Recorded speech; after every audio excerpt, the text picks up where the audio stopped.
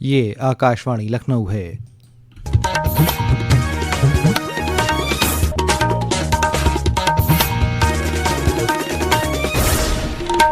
इलाकाई ख़बरों के साथ मैं आमिर हुसैन सिद्दीकी। नई और काबिल तजदीद तवानाई के मरकज़ी वज़ीर प्रहलाद जोशी ने आज लखनऊ में वज़ीर आला योगी आदित्यनाथ से मुलाकात की। इस दौरान दोनों लीडरों ने गेहूं की ख़रीदारी, पीएम कुसुम स्कीम के निफाज और पीएम सूर्य घर मुफ्त बिजली स्कीम पर एक जायज़ा मीटिंग की।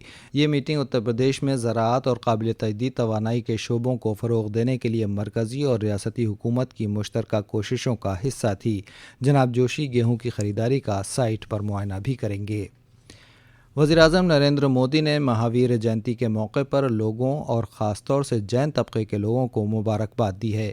एक सोशल मीडिया पोस्ट में उन्होंने कहा कि भगवान महावीर के नज़रियात दुनिया भर के लातादाद लोगों को ताकत देते हैं। उन्होंने कहा कि जैन बिरादरी ने उनकी तालीमात को खूबसूरती से महफूज और मकबूल बनाया है।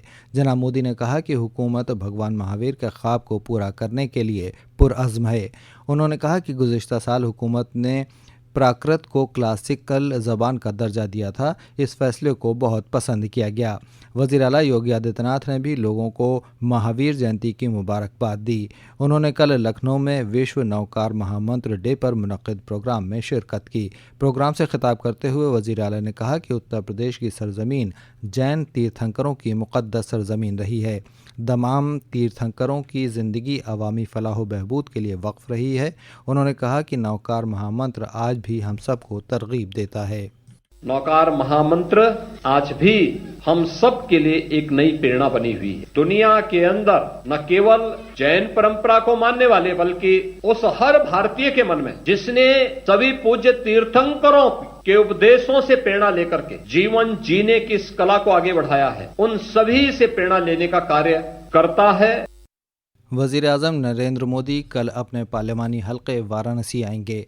उनके दौरे को लेकर तैयारियों को आखिरी शक्ल दी जा रही है। इस सिलसिले में रियासत के चीफ सेक्रेटरी मनोज कुमार और डीजीपी प्रशांत कुमार ने कल वाराणसी पहुंचकर तैयारियों का जायज़ा लिया। वाराणसी के commissioner Kaushal Raj Sharma, police commissioner Mohit Agarwal और ज़िला मजिस्ट्रेट एस राजलिंगम ने तैयारियों के बारे में तफसील से मालूमात फराहम की। चीफ सेक्रेटरी ने जंगी पैमाने पर सभी तैयारियों को मुकम्मल करने की हिदायत दी। ये वीवीआईपी विजिट शेड्यूल्ड है 11 तारीख के लिए और उसमें लॉ एंड ऑर्डर सिक्योरिटी की व्यवस्था, जो लोग आएंगे कार्यक्रम में भाग लेने के लिए उनको समय पे वहाँ पहुँचने और बाकी सारी सिक्योरिटी की व्यवस्था का जायजा लेने के लिए हम लोग यहाँ पर आए हुए थे। और कमिश्नर साहब और सभी डिपार्टमेंट के ऑफिसर्स के साथ बैठक हुई और तो सभी तैयारियाँ लगभग पूर्ण हैं और काफ़ी मुस्तैदी के साथ जिला प्रशासन इस कार्यक्रम को अंजाम देगा।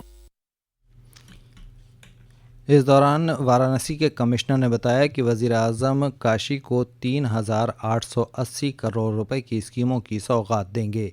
इसमें हर घर नल स्कीम के अलावा घाटों की तज़ीनकारी, देही इलाकों में बिजली के बेहतर निज़ाम के लिए सब स्टेशनों की तामीर और सड़कों को चौड़ा करने और नई सड़कों की तामीर शामिल है। कमिश्नर ने बताया कि लाल बहादुर शास्त्री बैनुल अक़वामी हवाई अड्डे के पास 2.5 किलोमीटर लंबी टनल की तामीर का संग बुनियाद भी वज़ीर-ए-आज़म रखेंगे।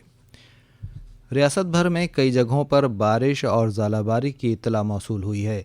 गुज़िश्ता रात से ही तेज़ हवाओं के साथ शुरू हुआ बारिश का सिलसिला कई जगहों पर अभी भी जारी है। राजधानी लखनऊ में आज सुबह घने बादलों और तेज़ बिजली के साथ बारिश हुई। पीलीभीत और अयोध्या में बारिश और ज़ालाबारी से फसलों के नुकसान का खदशा जताया जा रहा है।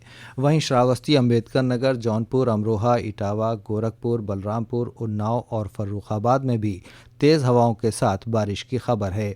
इस दरमियान वज़ीर आला योगी आदित्यनाथ ने बारिश और ज़ालाबारी से मुतासिरा ज़िलों के अफसरान को फौरी तौर पर राहत के काम करने की हिदायत दी है। उन्होंने कहा कि अफसरान इलाके का दौरा करके मुतासिरा लोगों की फौरी मदद करें।